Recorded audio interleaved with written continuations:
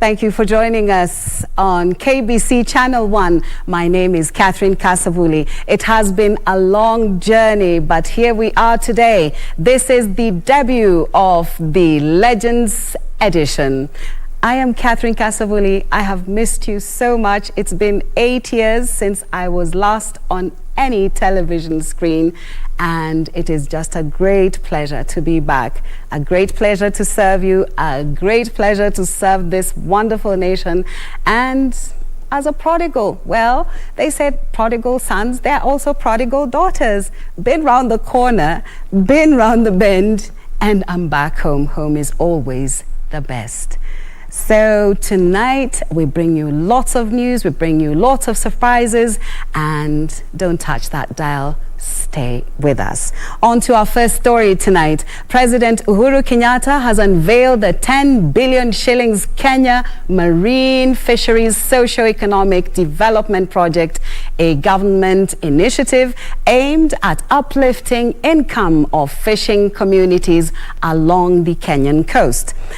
President Kenyatta said the immense opportunity provided by the project must be exploited to generate investments, create jobs, increase tax revenues, and sustainability improve local livelihoods, as Juni Karisa reports. The multi-billion project complements strides made by the government in realizing the blue economy agenda at the coast. The government, in collaboration with the World Bank, has injected 10 billion into the blue economy sector at the coast, monies aimed at revitalizing the marine fishing sector across 5 coastal counties.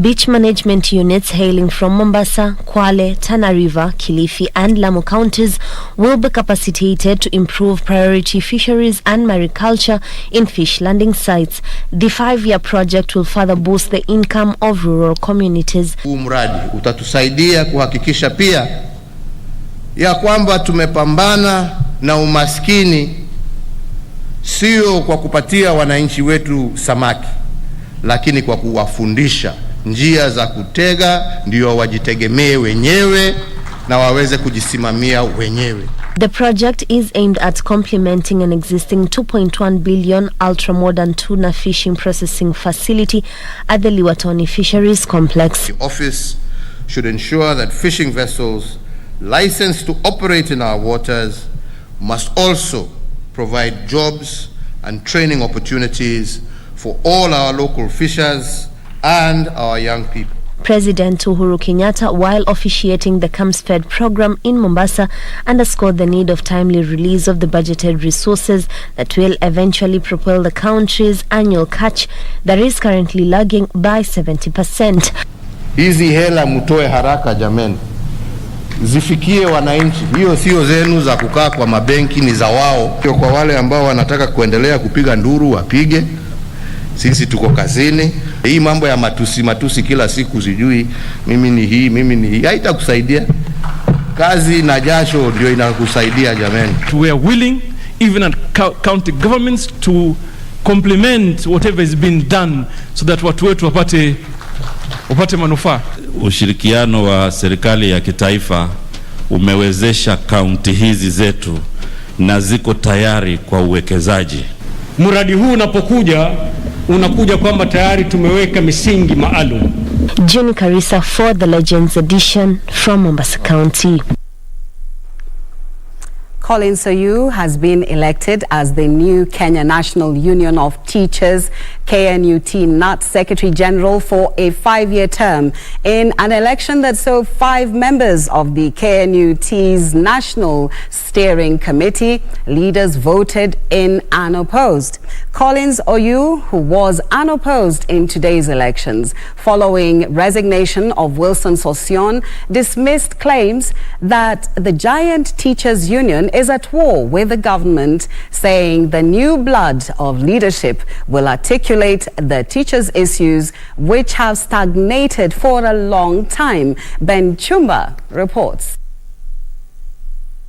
Colin Soyu was the man of the day after he was elected for the position of Secretary General. at the Kenya National Union of Teachers NAT for a 5-year term unopposed. We are lucky today that what we expected has come to be true. Teachers really wanted change. During the NAT national elections held at the Ruaraka Sports Ground in Nairobi and attended by over 1,800 NAT delegates from 8 regional branches across the country, Hesbon Otieno was elected unopposed as NAT's Deputy Secretary General. Others who sailed through unopposed include incoming NAT National Chairman Patrick Karinga Munuhe, National Treasurer James Ndiku, and Deputy National Treasurer Ali Abdi Hussein. We have organized this event with a lot of challenges in terms of lack of funds. You know very well that the union's income has dwindled and it has gone so low. So planning for such an event is very expensive, and it's not a small event. With the NAT elections coming barely hours after Wilson Sosion's resignation as the Union Secretary General, incoming Secretary General Colin Soyu immediately dismissed claims by his immediate predecessor that NAT is at war with government. I want to declare that the union is not at war with the government. The union is not at war with the employer. Yes. These were personal differences. If we feel that there is an input that we need to get from Wilson, we will always do it. We have never had any bad blood with him. The only things that we were solving were operational or functional challenges. Ben Chumba, reporting for Legends Edition. Former GEM Member of Parliament Jakoyo Midiwo has been buried. The late lawmaker was buried today at his father's home in GEM Siaya in a funeral ceremony that saw politics take center stage and with little regard to COVID-19 protocols. Wycliffe Okech with the details.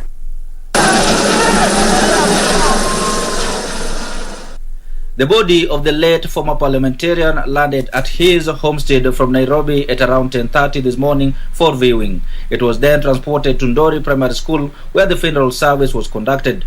The venue choice was informed by the Ministry of Health requirement of social distancing. However, all these protocols will be thrown out of the window as large crowds gathered to witness the final send-off of the former lawmaker.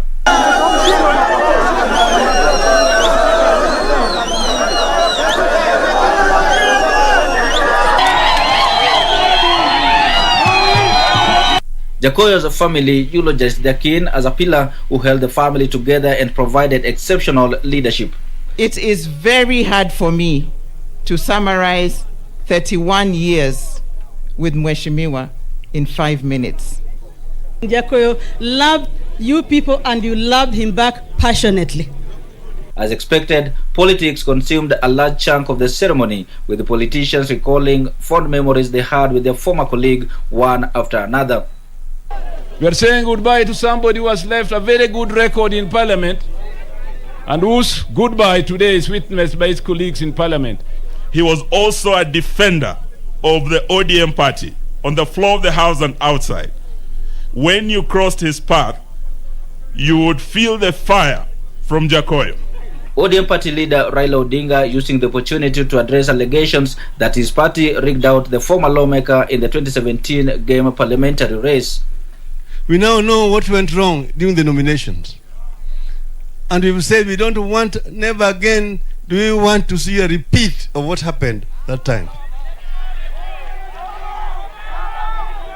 So we have said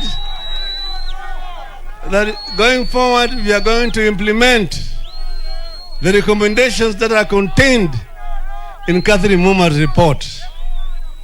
And we have also changed the elections board, which we had in 2017. The departed politician was buried at his father's home in GEM, Siaya County, and is survived by 2 widows and 4 children. For Legends Edition, I'm Wycliffe Okech.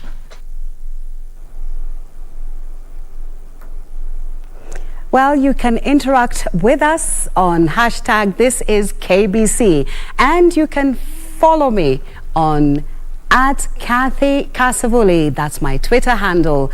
Twitter @Kathy Kasavuli. C capital, K capital. Any other Kasavuli is not mine. So please, that's a disclaimer. This is the genuine Twitter handle @Kathy Kasavuli, C capital, K capital. We're taking a break. We'll be back soon.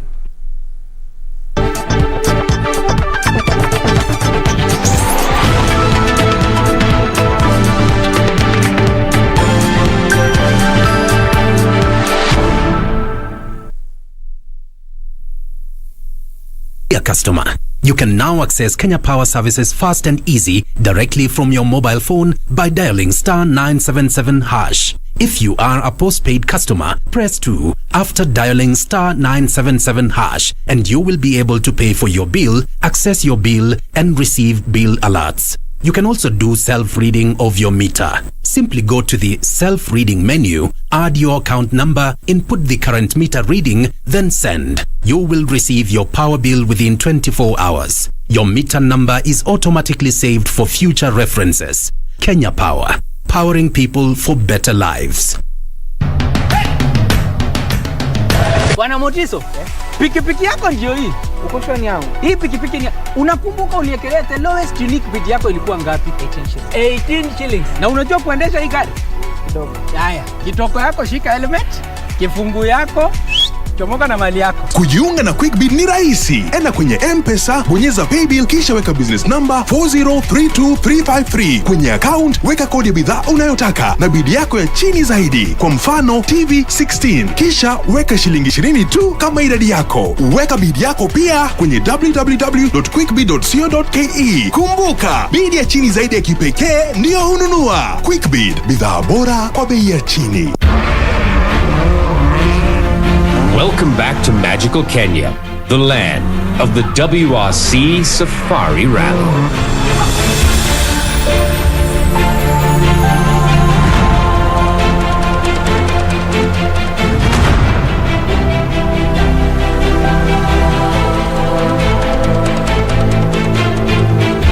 The WRC Safari Rally is back from the 24th to the 27th of June.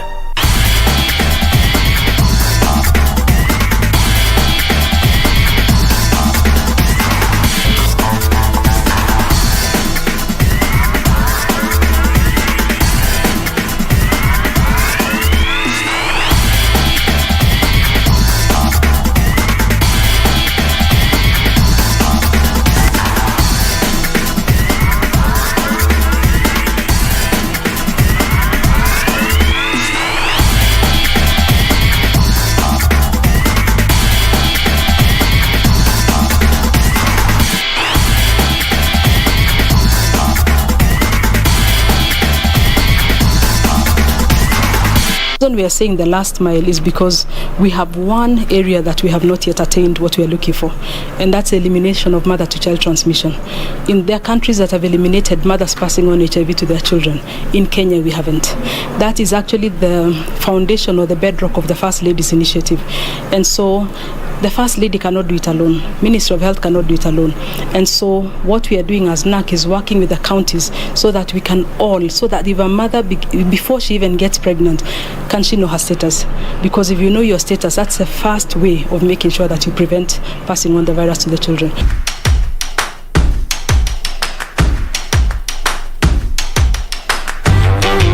The future of money is simple, like unlocking possibilities with a smile. And having the world in the palm of your hand. It's the ability to touch many lives at the same time and turn your dreams into reality. It's forgetting and still remembering. Simple is having everything that you love in one place. From the ticket to your next meal, to your ticket to the next holiday, it's an easy way to ask for a boost when you're low. And keeping track of everything on the go. The future of money is simple, and it's here. Download the new M-Pesa app today.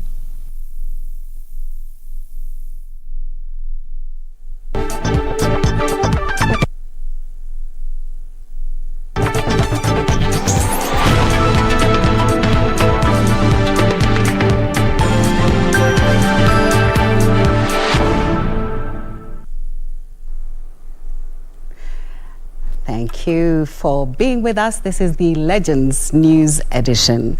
Deputy President William Ruto has backed the proposal to have a drug rehabilitation kitty incorporated in the National Hospital Insurance Fund coverage as part of management of health-related issues. The Deputy President says establishment of the fund will also go a long way towards making resources available to support the effective rehabilitation of more Kenyans who would otherwise not access these services. He made the remarks in Karen, Nairobi during the commemoration of the International Day Against Drug Abuse and Illicit Trafficking and the launch of the Addiction Prevention and Rehabilitation Association of Kenya. There are proposals for components of rehabilitation focusing on the management of health-related issues to benefit, for instance, from NHIF coverage for outpatient and residential costs. And I believe that it is worthy of serious consideration and action. It is time for us to activate the statutory rehabilitation mechanisms established by the Narcotic and Psychotropic Substance Control Act. In particular, the Rehabilitation Fund ought to be speedily established in order to make resources available to support the effective rehabilitation of more Kenyans.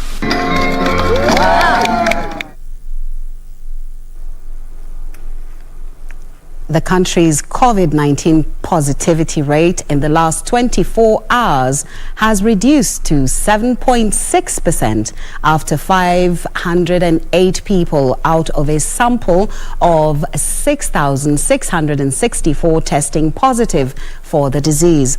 According to a statement by the Ministry of Health, the total confirmation positive cases are now 182,393 and cumulative tests conducted so far are 1,940,066.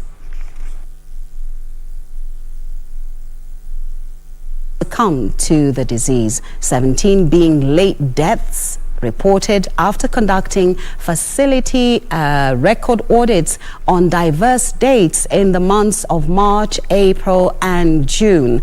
The death toll since the pandemic hit the country in March last year is 3,574. In the last 24 hours, 539 patients have been given a clean bill of health. 296 from the home-based and isolation care program, while 243 are from various health facilities.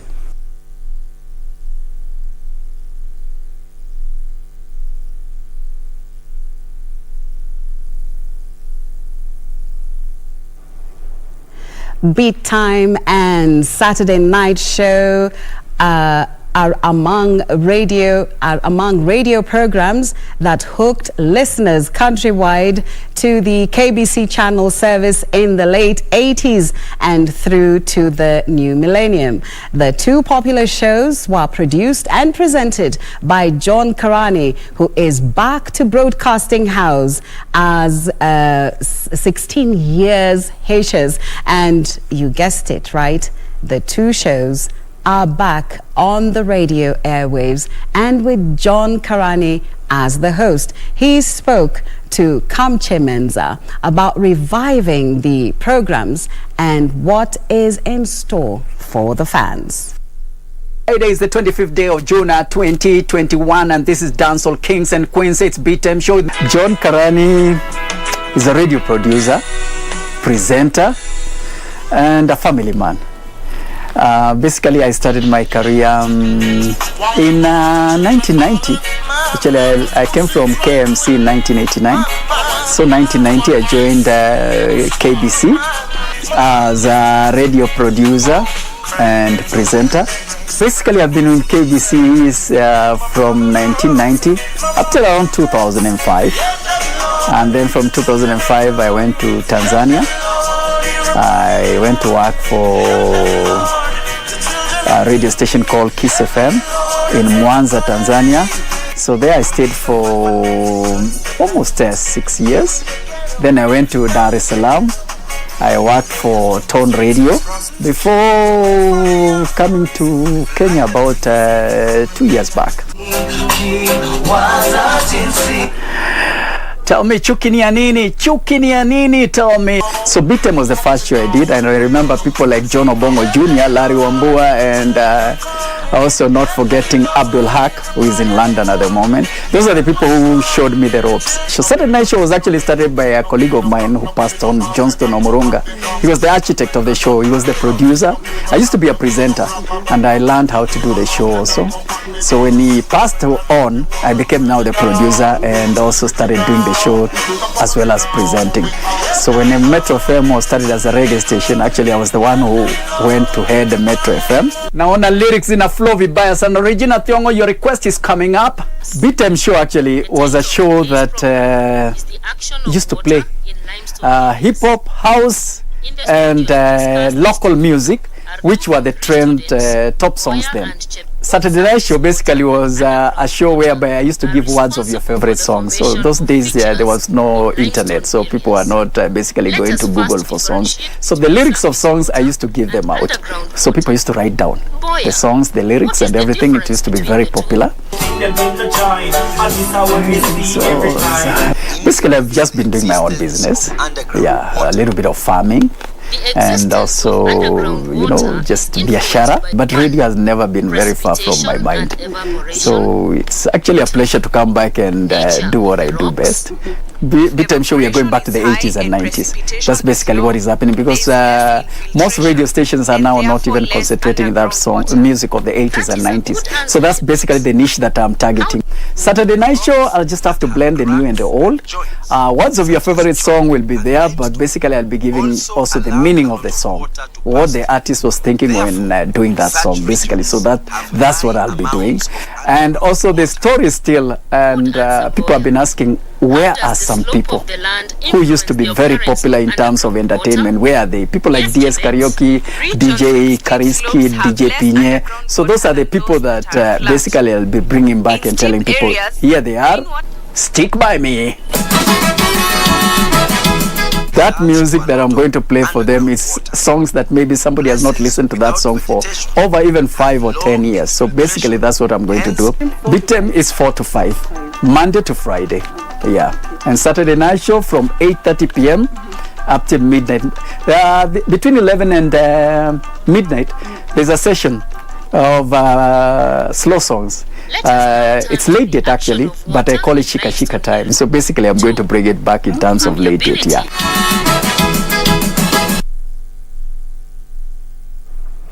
Well, it is congratulations to John Karani, the legends of radio. We take a break, and when we come back, we've got surprises for you.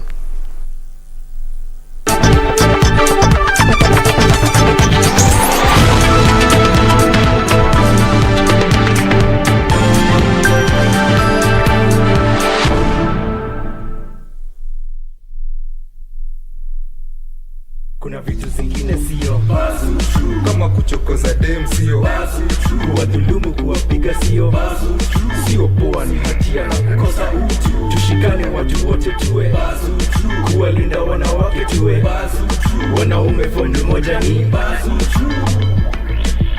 It's not a boys club if you aren't all winning. Be better and demand the same of those around you. Kuwa Bazutru. Stop gender-based violence.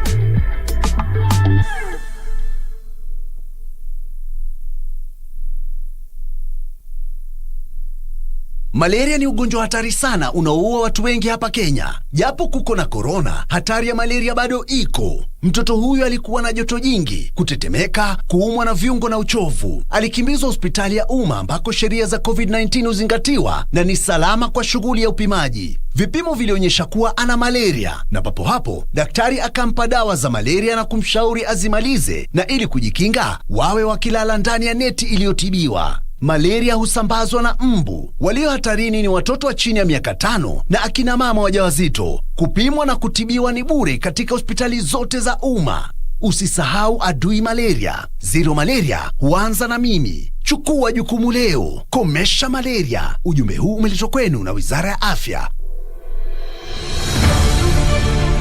If you have been in contact with someone who is suspected or has tested positive for COVID-19, self-quarantine for 14 days and call 7194 for help.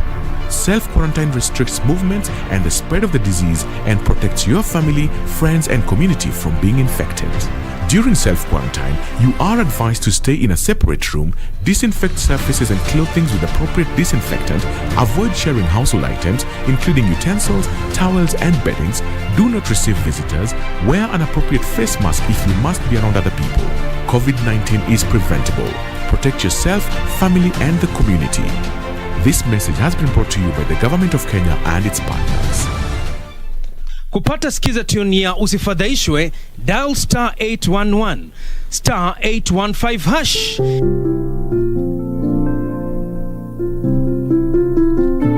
Usifadhaishwe na mafanikio ya wengine ukihisi kwamba maisha yako hayana maana.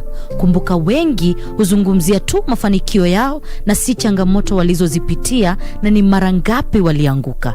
Tia bidii, muda wako utafika. Ili kupata skiza tune hiyo ya usifadhaishwe kwa simu yako, dial star 811 star 815 hash. Star 811 star 815 hash. Sasa, hii ng'ombe ni yako. Asante. Hii ng'ombe itatoa maziwa mengi kabisa. Sasa shida ya school fees imeisha. Jen, chukua hii.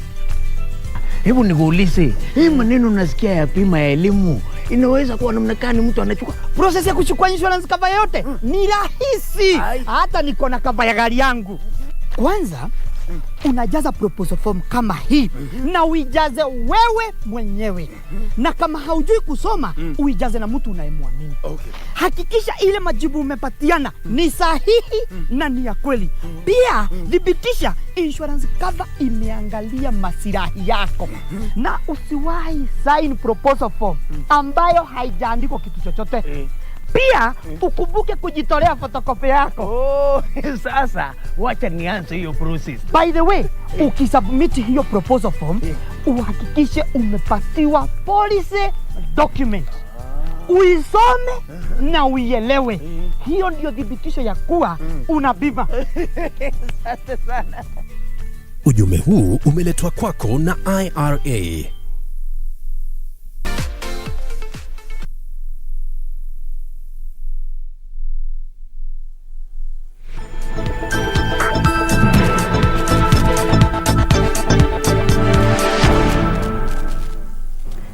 Thank you for joining us on this wonderful Legends edition.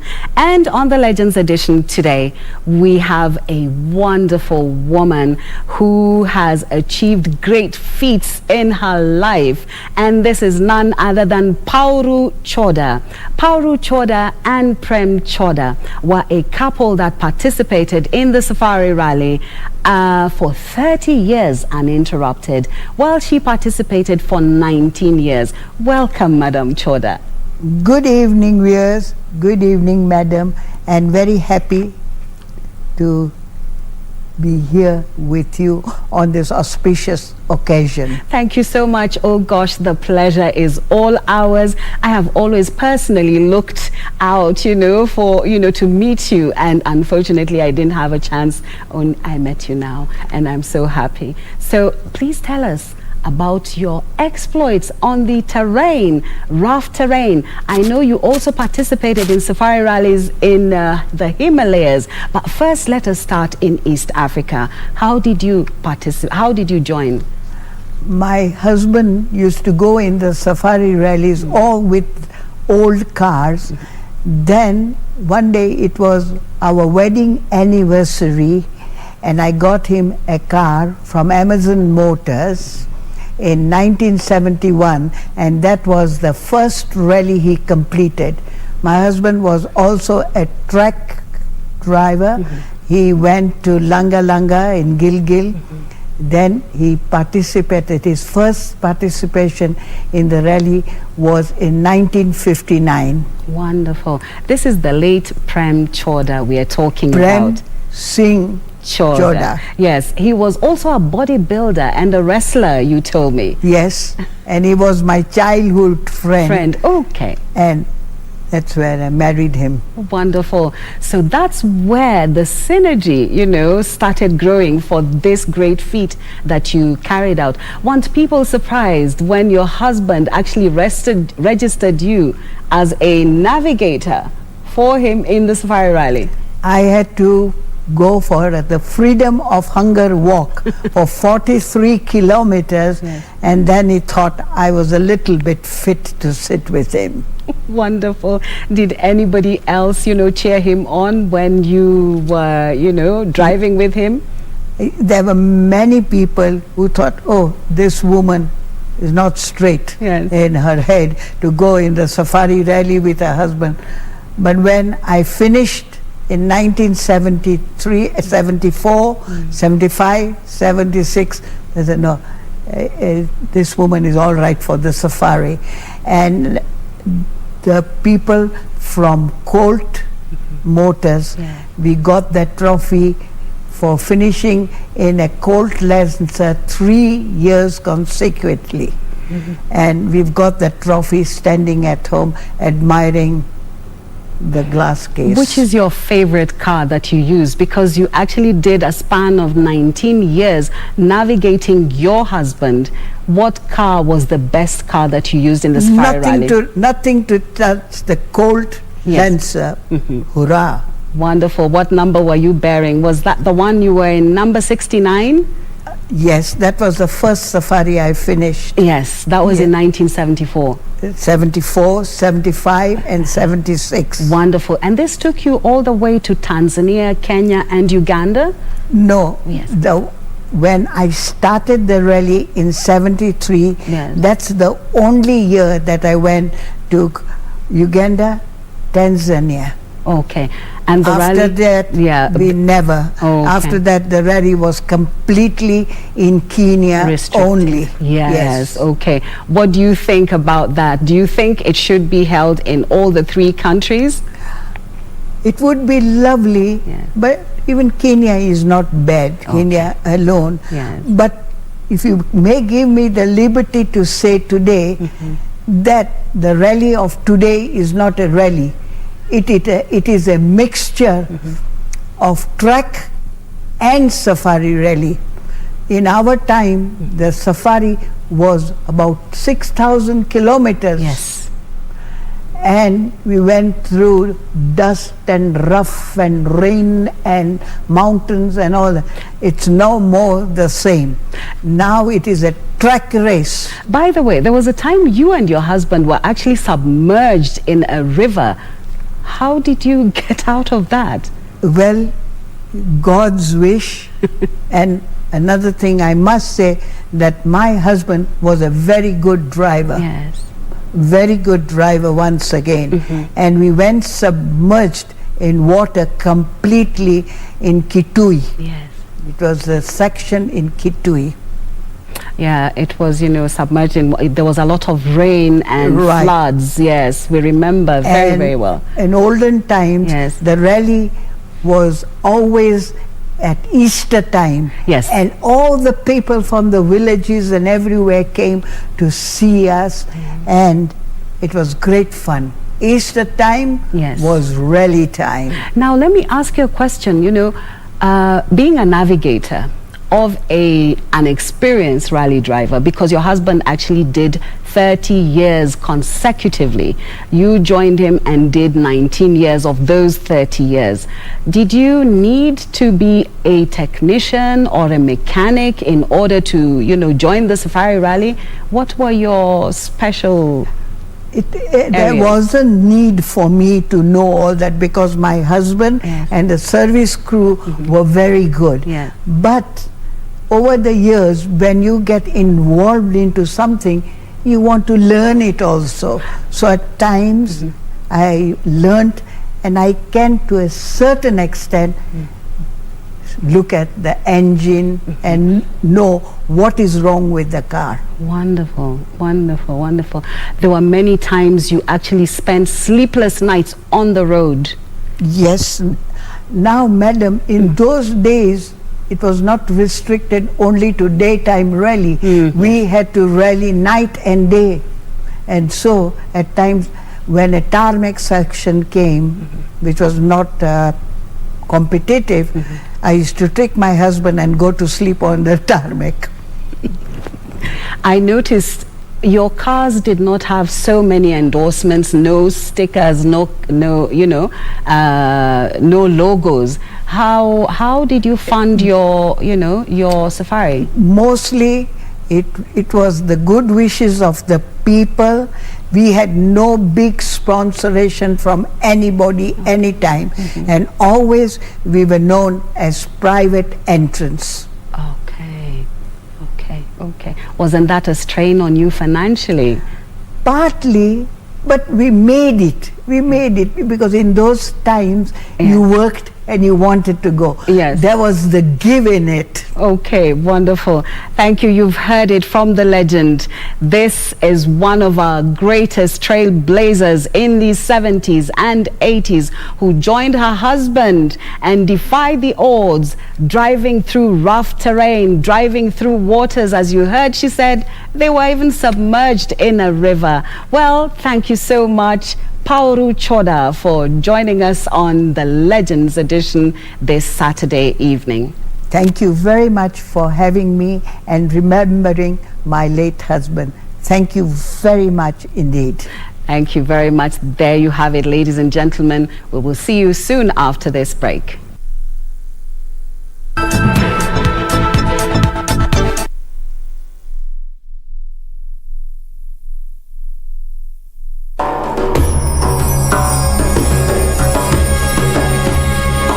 Born a slave, forced to hide her origins. Who are you? I am Esther.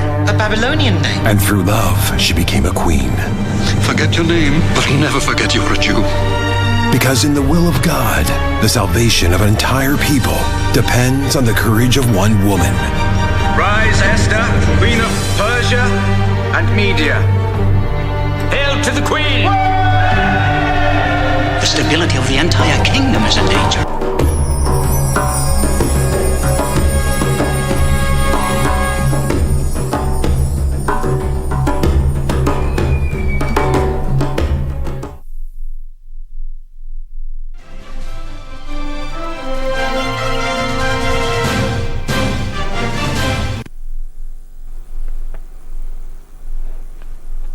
Well, that's our legendary Pauru Choda, who is now 88 years old and still strong and raring to go.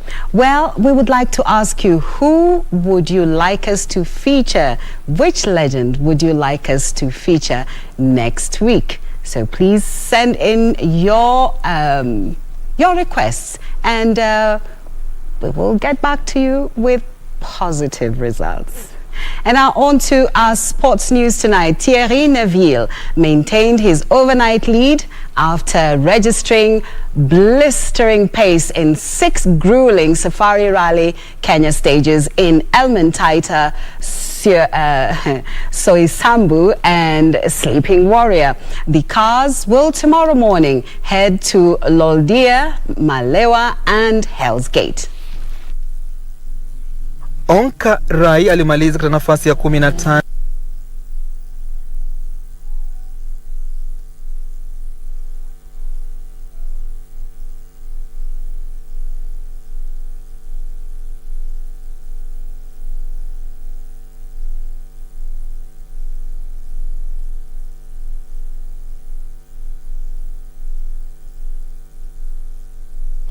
Well, we apologize for that mix-up. We move on to our next story. Ahli coach Pitso Musimane has called on his players to try and protect their 1-0 lead when they take on Esperance in the return leg of the CAF Champions League semi-final tonight in Egypt. Well, Rogers Ouma and Michael Karamor netted a goal apiece as Western Steamers stunned reigning champions Gor Mahia 2-1 in a Kenyan Premier League match that was played today. Meanwhile, AFC Leopards beat Wazito 2-1, while Poster Rangers beat Mathare United 2-1. KCB played out a goalless draw against Kakamega Homeboys.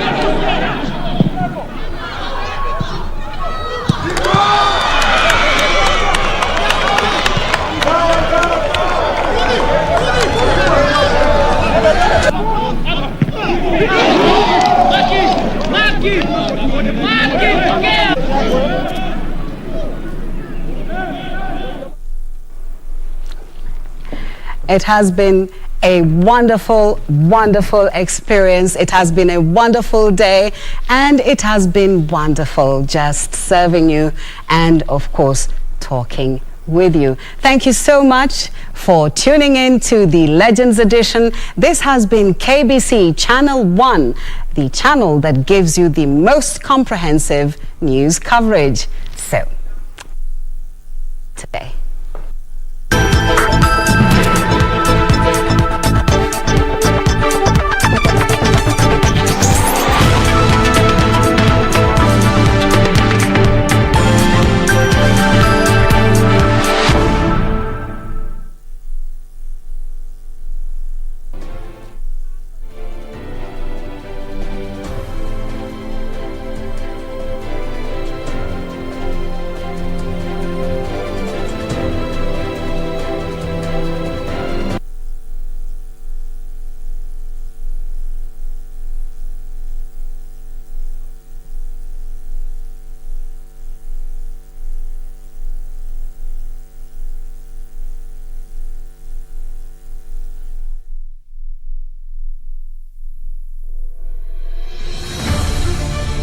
Virusi vya korona huenea unapokaribiana na mtu aliyeambukizwa kupitia matone, haswa wakati anapokohoa au kupiga chafya, na pia kwa kugusa sehemu au vifaa vilivyo na virusi hivi.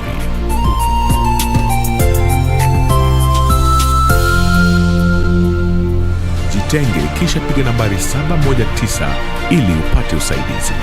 Mtu yeyote anaishi na maradhi sugu kama vile virusi vya HIV, kifua kikuu, saratani na mengineo anashauriwa kutumia dawa zake jinsi alivyoshauriwa na daktari bila kukosa. Komesha korona. Ujumbe huu umeletwa kwako na serikali ya Kenya. Vera Beauty College. Vera Beauty and Fashion College, with branches in Nairobi, Eldoret, Thika and Meru. Did you know that we are a TVET approved institution? We offer courses in fashion design, interior design in soft furnishing, event decoration, flower arrangement, event planning, hairdressing, barbering and dreadlocks, beauty therapy, makeup, nail technology, spa massages, teaching skills, TOT, solo business management, and many more. Register now and visit our website on www.verabeautycollege.com. You can also call on 0725 923 550 Nairobi branch, 0728 087 689 Eldoret branch, 0722 227428 Thika branch, 0725 000 706 Meru branch. Vera Beauty and Fashion College, a TVET approved institution.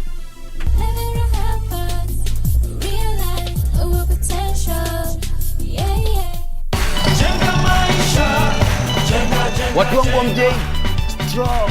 Unajua kuregister na NCA, National Construction Authority, inamaanisha nini? Inamaanisha umetambulika kama fundi wa mijengo hodari kulingana na ujuzi wako. Inamaanisha umesimamiwa kiafya, kikazi, kimalipo na kisheria kote Kenya. Inamaanisha pia umeaminika. Wewe sio fundi bandia, na kwa hivyo utaitiwa kazi mingi.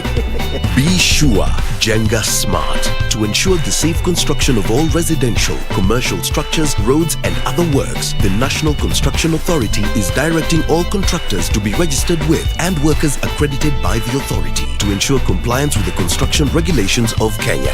Reach our customer care team on 0709 126 173, 0709 126 102 and 0709 126 172. National Construction Authority. Building a strong Kenya.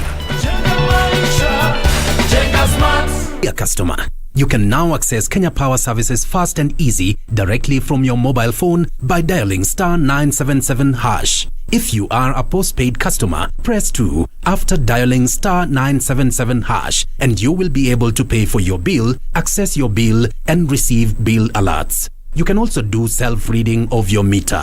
Simply go to the self-reading menu, add your account number, input the current meter reading, then send. You will receive your power bill within 24 hours. Your meter number is automatically saved for future references. Kenya Power, powering people for better lives.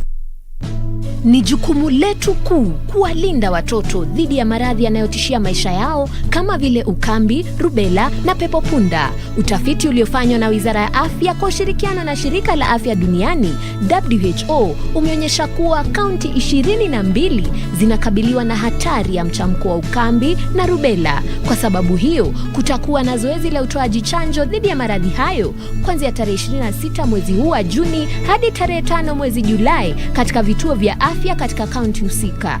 Ukiwa na mtoto wa umri wa miezi 9 hadi miaka 5, usikose kumpeleka kwa ajili ya kupata chanjo. Ujumbe huu umeletwa kwako na Wizara ya Afya pamoja na UNICEF. Kumbuka, chanjo inakinga.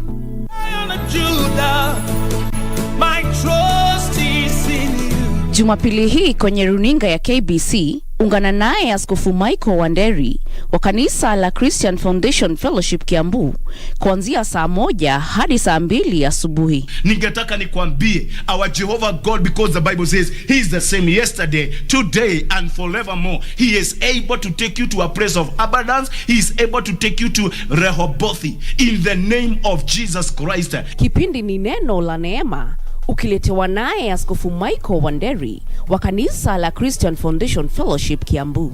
Usikose. My trust is in you. Bwana Motiso, pikipiki yako ndio hii. Uko shoni yangu. Hii pikipiki ni, unakumbuka uliekelea the lowest unique bid yako ilikuwa ngapi? 18 shillings. Na unajua kuendesha hii gari? Kidogo. Haya, kitoko yako shika helmet, kifungu yako chomoka na mali yako. Kujiunga na QuickBid ni rahisi. Enda kwenye M-Pesa, bonyeza paybill kisha weka business number 4032353. Kwenye account weka kodi ya bidhaa unayotaka na bid yako ya chini zaidi. Kwa mfano TV 16. Kisha weka shilingi 20 tu kama idadi yako. Weka bid yako pia kwenye www.quickbid.co.ke. Kumbuka, bid ya chini zaidi ya kipekee ndio hununua. QuickBid, bidhaa bora kwa bei ya chini.